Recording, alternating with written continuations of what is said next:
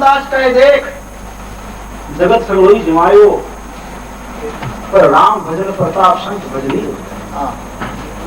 राजा प्रजा देवता लजित भय सब देख, आन निमित्त तो शेष मनो राम निमित्त करने। प्यारे सज्जनों, अपने परिवार के लिए, अपने माता पिताओं की कल्याण के लिए चाहे कितना भी रुपया लगा दो, वो सारा तो अपना उदारा है, समाज से लिया हुआ। उसमें जो खर्च करोगे ना, उससे आपको फल मिलने वाला नहीं है। वो तो आपसे समाज से खा के आए, वो आपको वापस चुकाना है। पर सत्संग करो, धर्म करो प्यारे सज्जनों, तो उसके लिए तो आप 10 गुना करो, इसके लिए, परिवार के लिए, और इधर मिला अपने को तो भजन करने के लिए, कीर्तन करने के लिए, संत की वाणी सुनने के लिए, और अपने जीवन को पवित्र करने के लिए। नहीं तो फिर उसके लिए कितनी योनि बाकी है? 83,09,999 योनि और बाकी है। नहीं तो उनको भुगतने के लिए तैयार हो जाओ, और या इस मनुष्य जन्म में चाहो तो अपना बेड़ा पार करो। तो हमारे को जिनका इंतजार है स्वामी जी महाराज का, उनसे निवेदन है कि यहाँ पधार कर अपने को ज्ञानामृत पिलाएंगे, बड़े प्रेम से सुनेंगे तो अपने को जरूर लाभ मिलेगा। बोलो सतगुरुदेव भगवान की जय हो, सत्य सनातन धर्म की जय हो।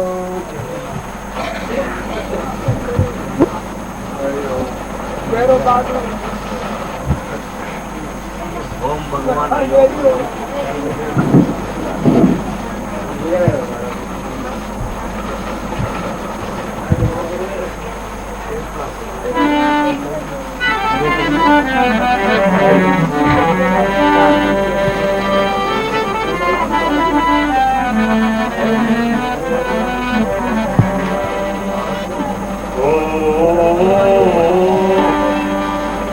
ब्रह्मनिष्ठ ब्रह्म श्रोत्रिय ज्ञाता सर्व महान, परम देव कल्याण हित देते सदवाक्या।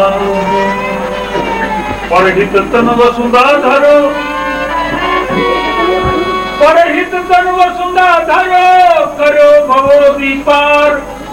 शब्द सुधा में आपका गुरु निज पद मोर जुहार। जगत विभूति सकल दुख शांति परे नमो। शब्द सुधा में आपका गुरु सुनत मोह दूर हो। बोलिए सच्चिदानंद भगवान की जय हो, सत्य सनातन धर्म की जय हो, भारत के ऋषि मुनियों की जय हो, वेद भगवान की जय हो। परमादरणीय संत महंत धर्म प्रेमी सज्जनों, भक्तिमती माताओं, अनंत रूप में विराजे हुए हमारे आत्मदेव को शत शत प्रणाम हरिओ। अभी हमारे पूर्व वक्ताओं ने भगवान कृष्ण की वाणी, देववाणी, जो गीता अमृत है, उस अमृत को आपको, हमको सबको पिलाया।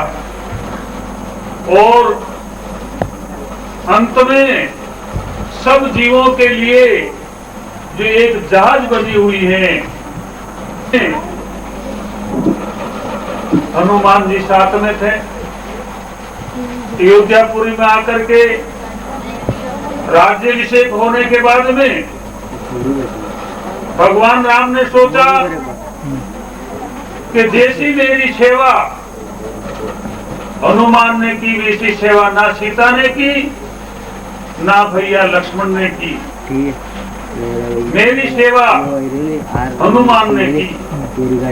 कि शपथ पूर्वक कहता हूँ, कभी झूठ नहीं बोलूंगा। मैं हनुमान जी की जितनी बढ़ाई करना चाहता हूँ उतनी कम है, क्योंकि मेरी सेवा जितनी हनुमान ने की, मैं कोई बदला चुका नहीं सकता हूँ। हनुमान जी को कहा, हनुमान तू एक बड़ी खाता ला, क्यों कि मैं जो तेरी सेवा का ऋण है, मैं तेरे को बॉन्ड लिख के देता हूं, इस जन्म में तो मैं नहीं चुका सकता। क्यों? तूने मेरा साथ दिया, जिसके बदले तू शादी करना चाहता है, तो मैं बड़ी धामधूम से तेरी शादी करूं, और तू शादी भी नहीं करना चाहता तो कैसे उतारू ऋण को? तू कोई मेरे से उधार लेना चाहता तो ले सकता है, तू कोई मेरे से कपड़ा पहने तो मैं उतार सकूं, पर तेरे तो कुछ ना चाहिए, मैं कैसे ऋण को उतारूंगा? सुन लो भरत भैया, दुआ दशरथ की, मैं दशरथ की शपथ पूर्वक कहता हूं, मैं कहां बढ़ाई करूं वीर हनुमान, कहां तक बढ़ाई करूं? पर ये हनुमान, एक बात की मेरे मन में है, वो जब तक पूरी नहीं होवे तब तक मेरे वो बात खटकती है। तो हनुमान ने कहा महाराज फरमाइए। उन्होंने कहा हनुमान, आज कौन से महीने की कौन सी तारीख है? कि प्रभु ये मुझे पता नहीं, कोई मुझे ड्यूटी पे जाना हो, कोई मुझे वार तिथि लिख करके किसी को नूता देना हो, तो मैं इस तिथिवार को याद रखूं। मेरे तो वार ही राम है, तिथि राम है, जो कुछ है जो राम है। भगवान राम ने कहा हनुमान, तू असली राम के स्वरूप को जानने की कोशिश कर। हनुमान संशय में पड़ गए। असली राम, जिनके साथ में मैं रह रहा हूं रात दिन, जिसके लिए शंकर भगवान अदो राम तपो गमनादि गमनव अथवा मृकांचनमु वेद हरण जटायु मरण श्रवणी सवासन बाली निर्दलन समुद्र तरन लंकापुरी दाहनु पश्चात रावण कुंभकर्ण एते दी श्री रामायण में। इतना जो कार्य आपने कहा है वो जन जन नहीं भूलता है भारत, और मुझे कह रहे हो असली राम का स्वरूप जानो, तो वो मुझे संशय पैदा हो गया। मैं असली स्वरूप राम का कहां जानने के लिए ले जाऊं? मेरे तो आप स्वामी। भगवान राम कहते हनुमान, मैं राज के कार्य में अस्वस्थ हूं, इसलिए मैं तुम्हें टाइम नहीं दे सकता हूं। तू तेरी माता के पास, जानकी के पास जा, असली राम का स्वरूप जान ले। हनुमान की क्या देरी थी, हनुमान जी तो पहुंचे। जाकर के माता जी कोई काम कर रही थी तो जाकर के उसके हाथ से झाड़ू ले लिया। माँ, पहले मुझे राम का स्वरूप समझाओ। हनुमान, तेरे को किसने देखा दिया? कि नहीं माँ, स्वामी जी ने कहा कि तू राम का स्वरूप जान। अरे बेटा, कभी सुनाएंगे नहीं, यहाँ देरी नहीं है, मेरा तो जीवन ही इसके लिए है। हनुमान जी ने एक बार माँ सीता जी के मांग में सिंदूर देखा नहीं, तो हनुमान जी ने पूछा, माँ ये सिंदूर लगाने से क्या होता? माता जी ने कहा कि प्रभु प्रसन्न रहते हैं। ओहो, मांग में सिंदूर भरने से प्रभु प्रसन्न रहते हैं? तो हनुमान जी ने जाकर के पूरा एक तगारा भर के सिंदूर का पूरा ही शरीर रंग लिया, और हाथ में गोटा लेकर के भगवान के सामने जाकर के घूम रहा है। स्वामी प्रसन्न होइए, स्वामी प्रसन्न होइए, स्वामी प्रसन्न होइए। भगवान राम ने क्या रहा, हनुमान को क्या हो गया कि प्रभु प्रसन्न होइए? अरे कि तुमने किसने कह दिया कि माँ जानकी ने कहा कि सिंदूर लगाने से प्रभु प्रसन्न होते हैं, इसलिए प्रभु मैं तो पूरा ही सिंदूर में लगा करके आया हूँ, मैं प्रसन्न हो कि मैं तेरे ऊपर प्रसन्न हूँ। तू तेरी माँ के पास जाकर के तू असली राम का स्वरूप जान ले। तो हनुमान जी जाकर के माता जी के हाथ पकड़ कर बैठ गया। माता जी, आपको भोजन नहीं बनाने दूंगा, और जब तक मैं स्वामी राम का असली स्वरूप नहीं जानूंगा तब तक। सीता जी ने कहा, राम जी की इसके ऊपर कृपा होगी। हनुमान सावधान होकर के बैठ। तो हनुमान जी की बैठक घोड़ी डाल करके कंधा पर गदा लेकर के, ये उस वक्त की सावधानी की बैठक है। बेटा हनुमान, सीता ने कहा, हे हनुमान, पहले तो तू मेरा स्वरूप को जान। मैं शरीर धारण करके आई हूं 5 तत्वों का, पर मैं प्रकृति हूं, माया हूं। ये सारे दिखने वाले जो शरीर हैं, दिखने वाली सब वस्तु हैं, वो मेरा स्वरूप है सीता।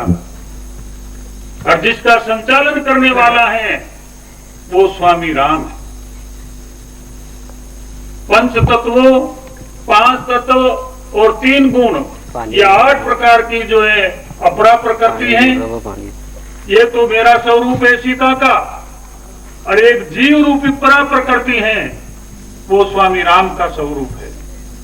तो हनुमान तो उत्तम जिज्ञासु, समझने में देरी नहीं लगी। प्रणाम कर माता जी को भगवान के सामने गया, सामने जाकर के मुख होकर के घूम रहा। तो भगवान राम ने कहा, हनुमान तू कौन है?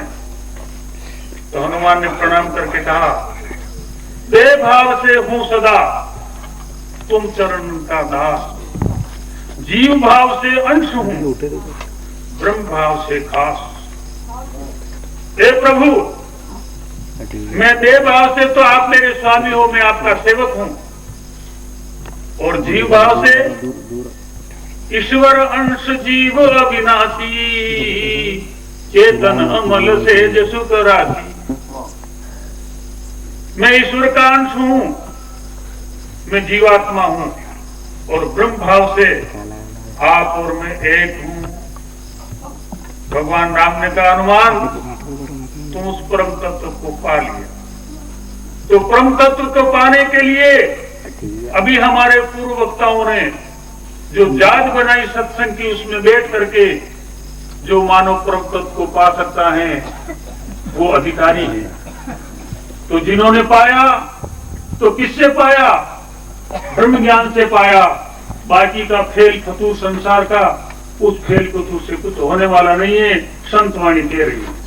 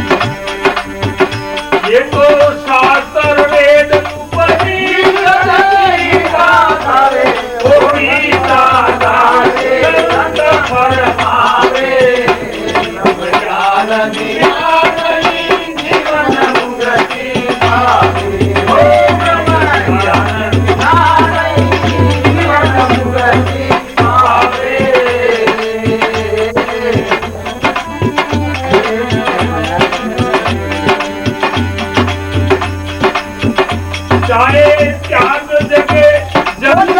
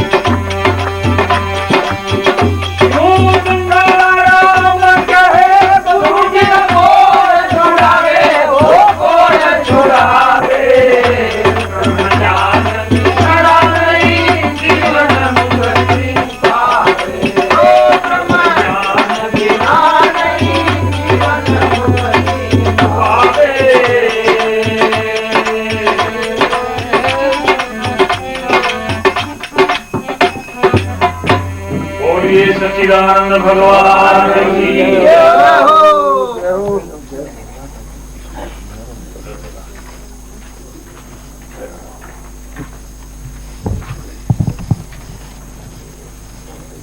प्यारे सज्जनों, महापुरुषों ने फरमाया ये शास्त्र वेद उपनिषद गीता का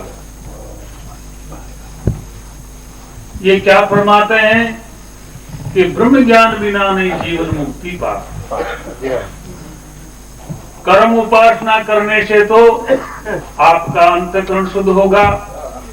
अंतःकरण शुद्ध होने के बाद में एक दोष रह जाएगा, अज्ञान का पर्दा जिसको कहते हैं आवरण।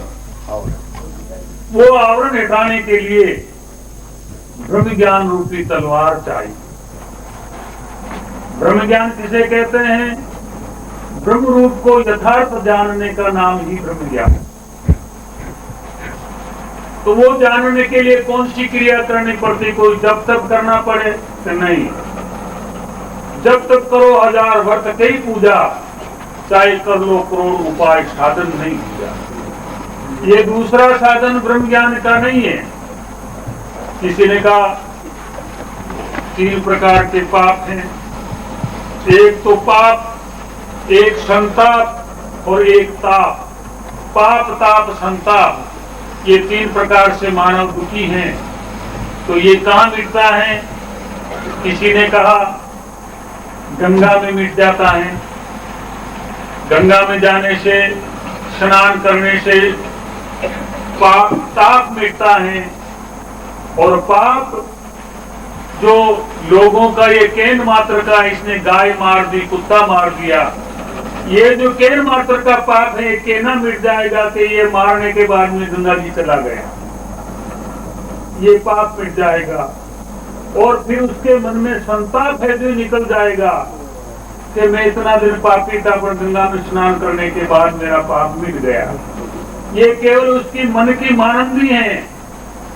तो एक संत ने जाकर के गंगा जी से पूछा, हे गंगा मैया, जो पापी तेरे अंदर आकर के स्नान करते हैं, वो पाप आप में छोड़ जाते हैं, उस पाप को आप क्या करते हैं?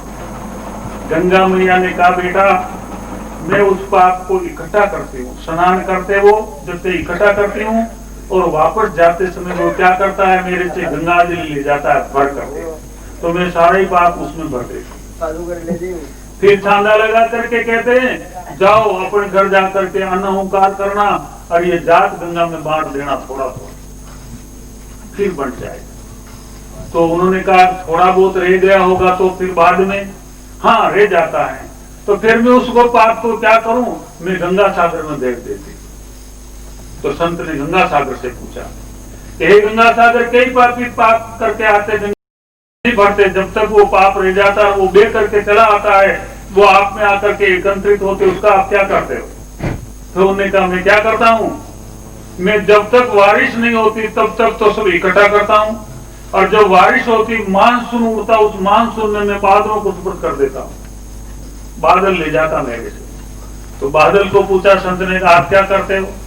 कि मैं बस हवा के झोंके से जिनके खेत पर, जिनके घर पर, जिनके ऊपर वापस कर देता हूं, जहां का जहां यथास्थान कर देता हूं। प्यारे सज्जनों, लोगों ने विचार किया कि तो बहुत अच्छा हुआ, अपने ऊपर से तो उतर गया और काफी लोगों पर चला गया। ये एक अन्य विनय की बात है। पाप अगर गंगा में डूब जाता तो पाप कोई चमड़ी के लगा हुआ नहीं है जो गंगा में डूब जाएगा। अगर गंगा में डूब जाता तो यहाँ नल के पानी से भी डूब सकता है। पाप कपड़े के लग जाता तो कपड़े का मैल नल के पानी से भी उतरता है, तो यहाँ उतर सकता है, पर पाप रहता है मन में, और मन गंगा जी में कभी डूबता नहीं है।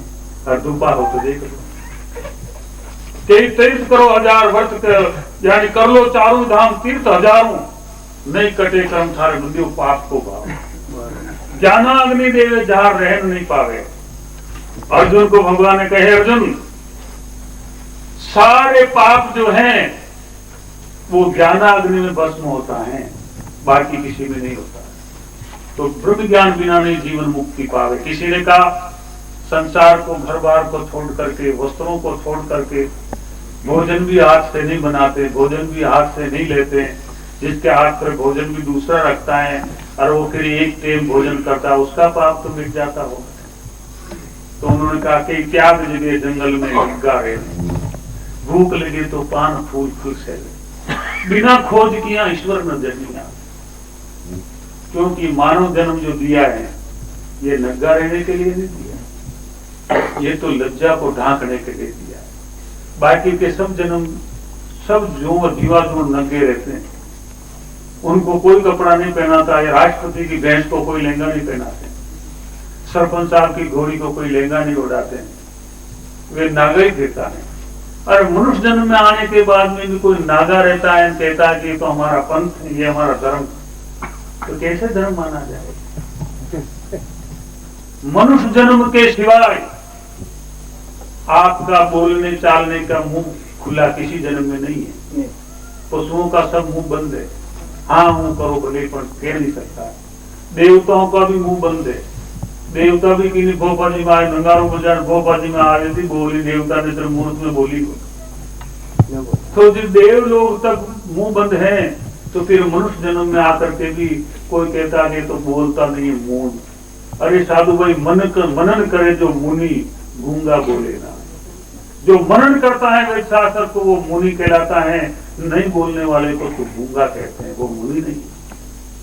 तो प्यारे सज्जनों, कोई त्याग जगह जंगल में नंगा रहे, भूख लगे तो पान फूल खुलते हुए, कहते तो अन्न नहीं वाली रोटी, निगलने वाला हलवा, चाटने वाली चटनी, चूसने वाला गन्ना, ये सारे अन्न का स्वरूप है। दूध, माँ को जब बच्चा चूसता है उस वक्त में माँ को रोटी मत खिलाओ कि भाई आज तो रोटी नहीं खाती, जो दूध ही नहीं आता बच्चा, तो वो दूध माँ के अंदर नहीं, वो रोटी में, अन्न में दूध है। तो ये सभी अन्न का स्वरूप है। कोई कहते हैं कि काफी तो हाँपड़े मूंगफड़े है खा गया, और हजारी सेव खा आतो दिन तो बकरी के नहीं मुंह चाल तो रहे। एक भाई व्रत की दो, गौर उठ स्नान कियो, किलो भर दूध, कुछ शेर पर शकरकंद लायो खोद के नवाबी, दोपहर में चाय पानी, 1 किलो दूध जिसमें पाव पानी। सत्संग का द्वार खुलेगा, और वो द्वार की चाबी किसके पास है? सदगुरु के पास। सदगुरुदाता मुख के, और जिनसे कर लो प्यार, चाबी उसके हाथ है, खोले मोक्ष द्वार। चाबी गुरु के हाथ में है, ना कि कोई भगवान के हाथ में है। भगवान के हाथ में चाबी होती तो अर्जुन भगवान के साथ में रहते हुए भी महाभारत में रोना पड़ा, मैं युद्ध नहीं करूंगा। जब भगवान ने कहा, हे अर्जुन, कोई देवता बाकी नहीं रहेगा, इसमें तीनों देवों का निवास है। गुरु ब्रह्मा, गुरु विष्णु, गुरु देवो महेश्वरा, गुरुदेव साक्षात परब्रह्म तस्मै श्री गुरुदेव नमः। 2 जगह 2 मूर्ति ऐसी हैं जिसमें तीनों देवता निवास करते हैं। संसार में दो मूर्ति, एक तो माँ की मूर्ति में तीनों देवता निवास कर रहे हैं। माँ जन्म देती है, ब्रह्मा रूप है। माँ चड्डी के नाड़ा बांधना सिखाती है, माँ गुरु रूप है।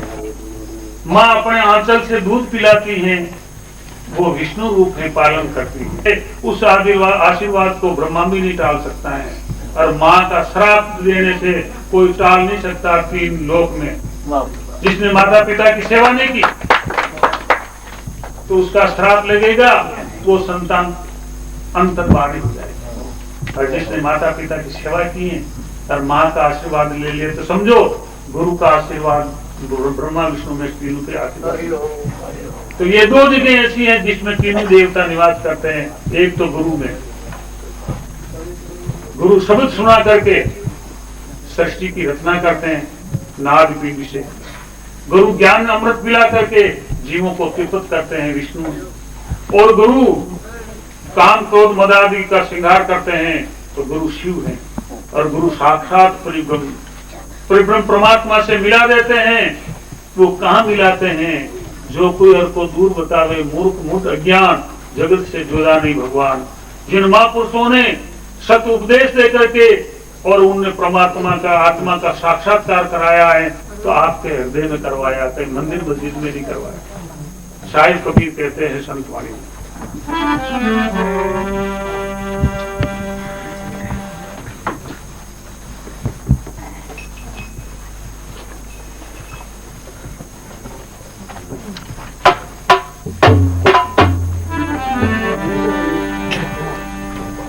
प्यारे सज्जनों, उस परमात्मा को ढूंढने के लिए